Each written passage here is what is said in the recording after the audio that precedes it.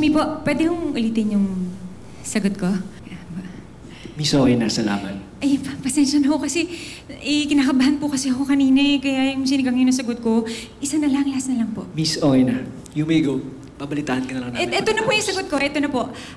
Kung ako po yung tatanungin, kung ano po yung ulam na kaya kong kainin habang buhay, ang sagot ko po dyan ay ang adobong puti na gawa ng lola ko. Kung hindi niyo ho natatanong, nagka-demensya ho kasi yung lola ko eh. At alam ko po darating yung panahon na makakalimutan niya na ring magluto nun. Kaya okay lang po sa akin kahit na habang buhay ko pong kainin yung adobong puti ng lola ko. Kasi ibig sabihin nun, hindi niya nakalimutan paano yung lutuin. At ibig sabihin nun, hindi siya magkakademensya.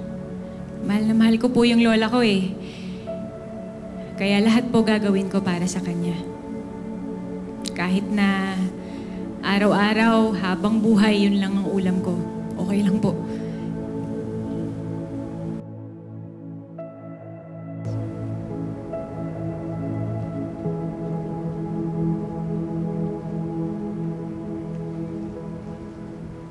Ay!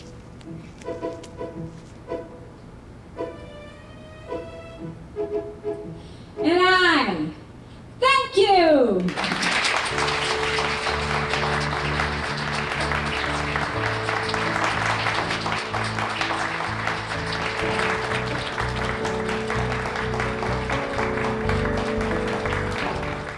Asikasuhin nyo ha. Basahin nyo maigi yan. Excuse me, Bok. Tanong ko lang, nakita niyo ba si Tonyo? Sir, alam ko nanood siya nung preliminary nung Binibining Kalabari. Ha? Bihira yun ha. Di man lang ako inaya. Bakit, Bok? Gusto ba manood? Gusto mo lang yata makakita ng mga babaeng nakabikini dun. Ay! Huwag mo akong itulad sa'yo. Itong mga matang to, naka-reserve na to. Kanino? Kay Doc Cecilia pa rin ba? Hindi. Naka-reserve na to para sa iba.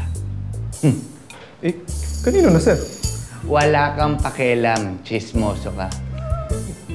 Isa ka pa, tawa ka ng tawa, Cruz. O sige, una na ako. Si sir.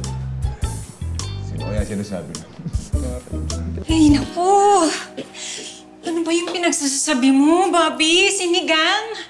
Talaga, sinigang? Because I want to empower women. Busit ka talaga. May pa-sunflower ka pa. Alam mo, ikaw lalo kang hindi makakapasok talaga. Grabe ka naman, girl. Masasabi mo ba yan sa kaibigan mo? Kilala ba kita? Hindi.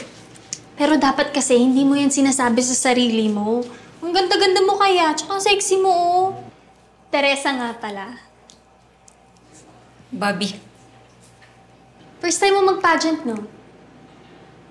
Oo eh. Office ba? Oo eh. Actually, first time ko lang din kasi. Bala ko nga sana mag-undergo ng training, kaso namatay kasi yung magtuturo sa akin. Dapat nga kasali din yun dito eh. Teka, si Donabel Custodio? Oo. Kilala mo siya? Alam mo ba talaga kung ano yung nangyari sa kanya? O boss, ito yung Donabel Custodio. #1 moneymaker daw ni Oko yan. Yun naman pala eh. Bakit niya naligpit?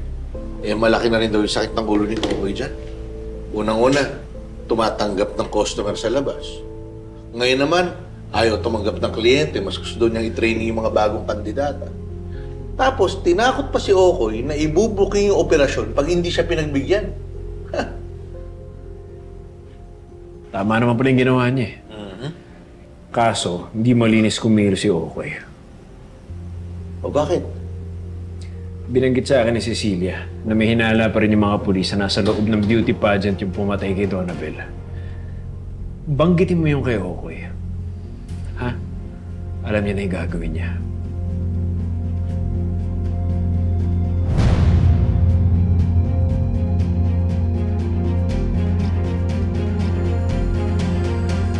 here are our 10 official candidates of Binibining Calabari 2025. Are you ready, girls? All right, let's start with Charlie Samson.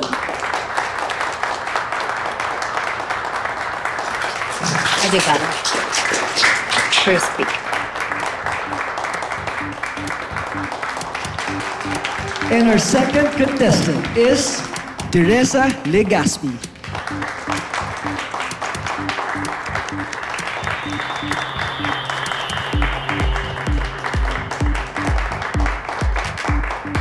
Now for our fifth finalist, we have Miss Peach Mongolia.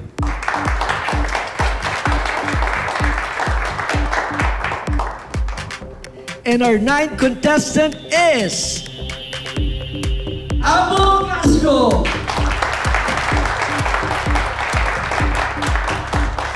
And now for our last candidate to complete the Binibining Calabari 2025 list is Bobby Enriquez. Bang, bang, bang, bang.